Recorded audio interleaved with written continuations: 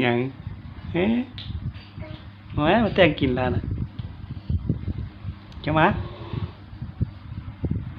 แต่งกินเลย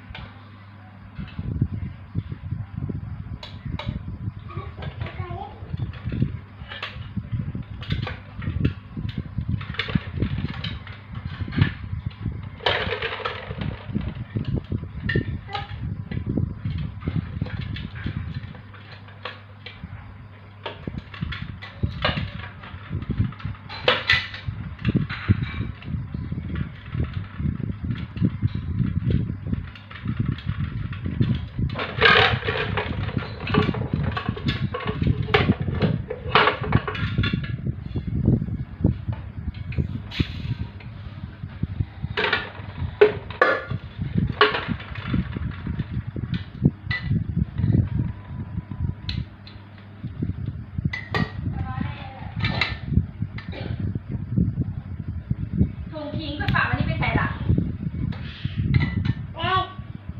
ตู้เย็นนี่เน่าบอกกันเดียวทิ้งมากัน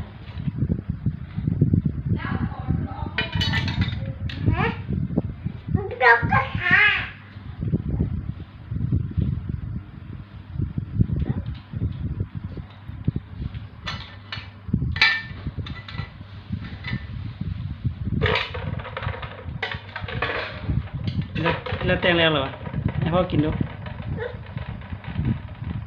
แต่งแล้วล่ะ